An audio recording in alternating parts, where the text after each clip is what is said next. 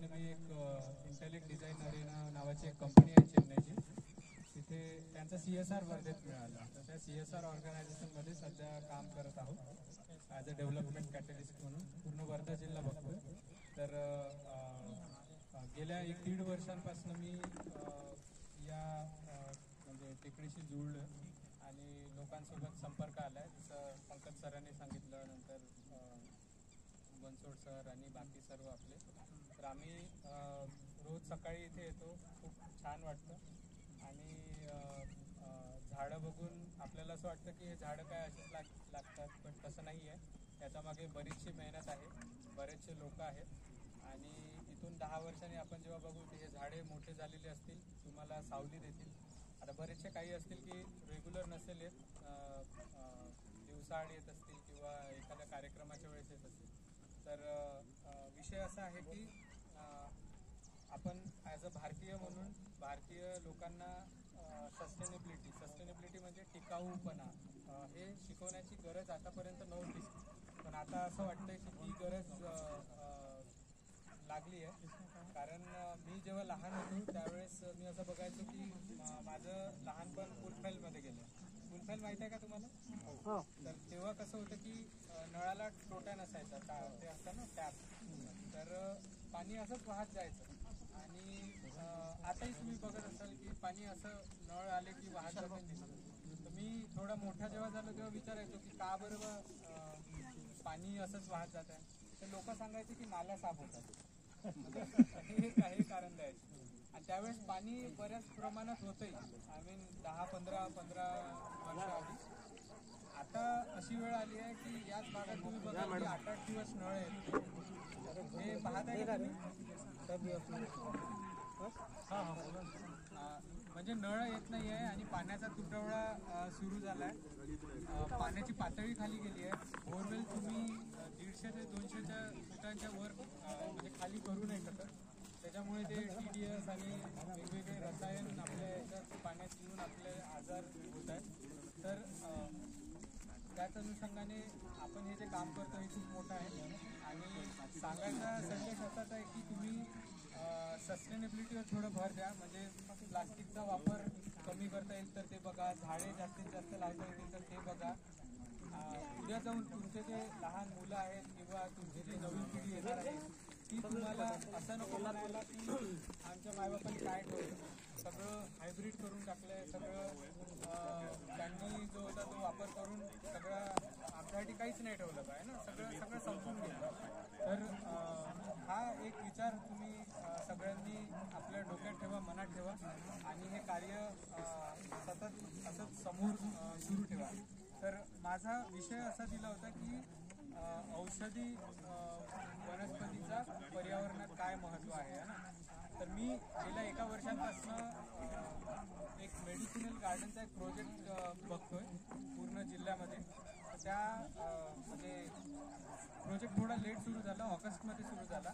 माझा रिसर्च आणि हे करता करता मला 3-4 महिने लागले की जेणेकरून मी अशा प्रकारचं एक IC मटेरियल तयार करू शकेन. तर 3 महिन्यात मी हे IC मटेरियल म्हणजे यामध्ये 25 झाडांची माहिती तुम्हाला दिसेल. ती कुठली झाडे आहेत, काय आहे आणि याचा सखोल थोडाफार मी अभ्यास केला. मी पण काही एक्सपर्ट नाही आहे, पण मी काही गोष्टी थोडं प्रॅक्टिस केल्या तर मला त्याची जाणीव झाली आणि माहिती पडली. ते असं असतं ना की अमुक गावात आपण जातो तर तिथे गेल्यानं तो औषधी देतो तर बरं होतं, तर तेव्हा आपण जातो आहे ना. आणि दुसरं असतं की आपण स्वतः त्याचा वापर करून आपल्यात काही बदल झाला काय तर म्हणजे तेव्हा आपण त्या गोष्टीवर विश्वास ठेवतो. तर अशाच काही गोष्टी मी केल्या. जसं मला खोकला झाला होता तेव्हा कफ झालेला आणि 2-3 दिवसापासून बसतच नव्हता आणि तो वाढत चाललेला होता. मी काय केलं, मी अभ्यास करतच होतो. तर आपलं जे खायचं पान असतं ना, त्याचं झाड आपल्या घरी असतं. तर त्यावर थोडं शहद आणि थोडा ओवा हा पाऊल खाल्ला रात्री झोपताना आणि सकाळी उठल्यावर. दोनच त्या केलं मी. माझं थोडं पाणी एकदम बंद झाले. मला दुसऱ्यांदा घ्यायची पण गरज नाही. तर अशा वेगवेगळ्या पद्धती आहेत.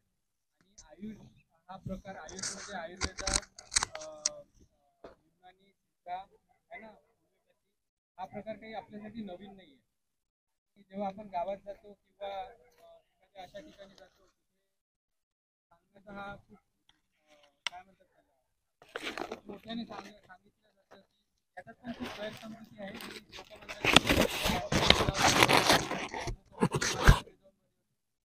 बिलकुल नाही आहे. हे कुठेच सायंटिफिकली प्रूव्ह नाही झालंय की आयुर्वेदिक किंवा झाडपट्टीने कॅन्सर बरा होतो. या सर्व जी प्रणाली आहे त्याला आपल्याला सायंटिफिक दृष्टिकोनातून बघण्याची गरज आहे.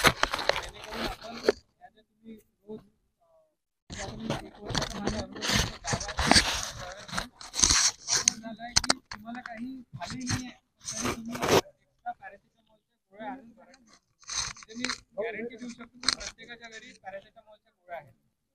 तर पॅरासिटामॉलच्या गोळ्या घेताना तुम्ही हा विचार करता की ती गोळी आतमध्ये गेल्यावर तुमच्या कुठल्या भागावर म्हणजे इफेक्ट करत आहे किंवा असर टाकत आहे किंवा जास्तीचा असर टाकत आहे. तुम्हाला ते आता नाही कळत. तुम्हाला काय वाटतं की ताप आला, डोकं दुखत आहे, सर्दी, ताप हे एक गोळी घेतल्याने बरं होत आहे.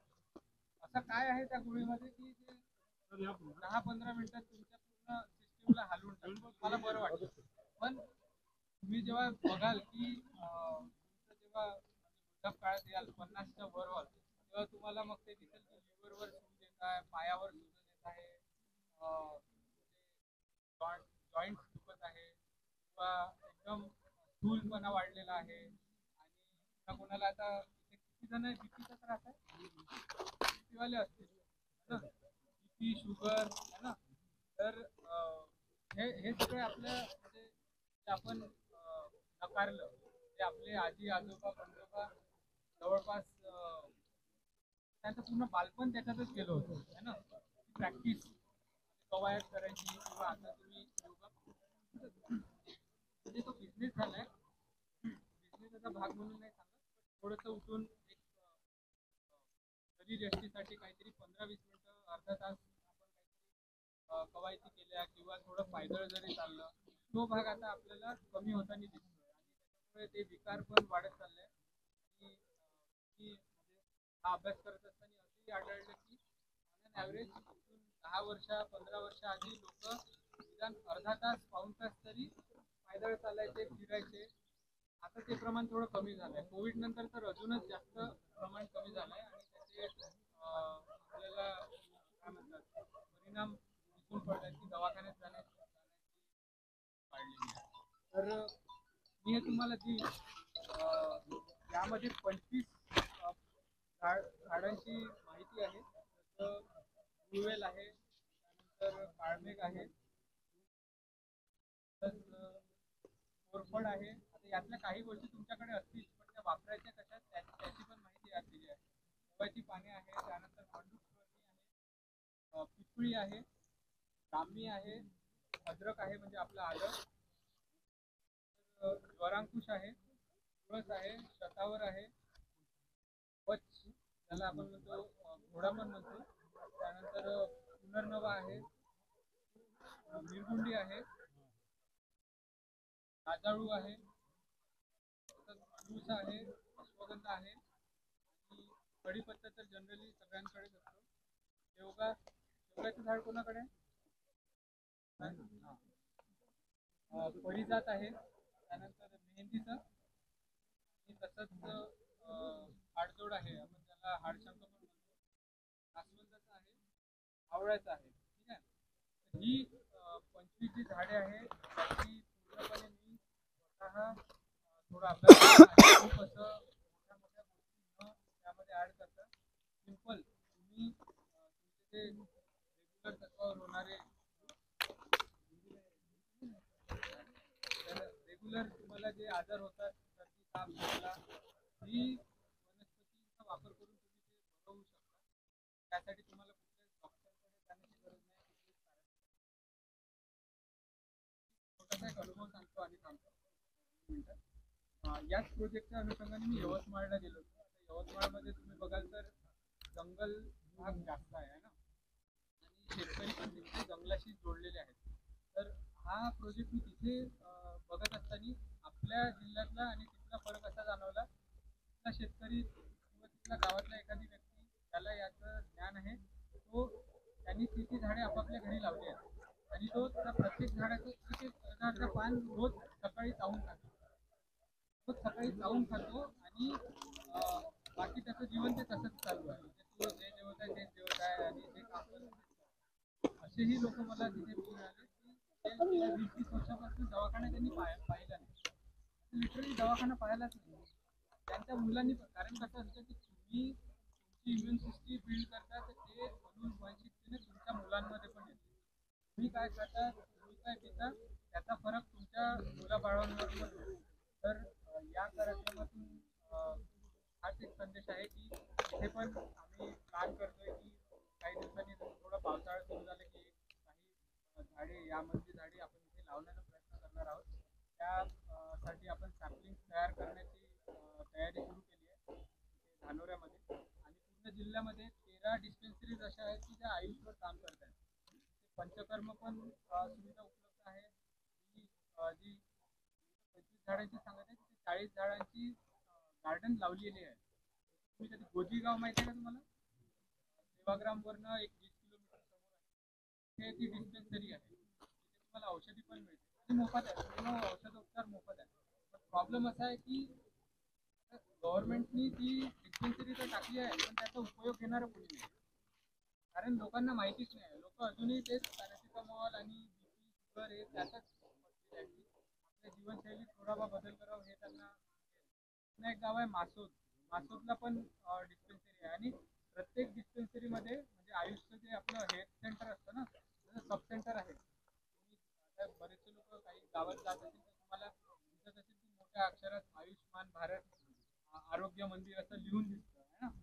तर ॲलोपॅथीची तर ती आहेच पण सोबत आयुर्वेद आयुषची पण सेपरेट त्यांनी पूर्ण जिल्ह्यात 13 डिस्पेन्सरीज अशा टाकल्या आहेत.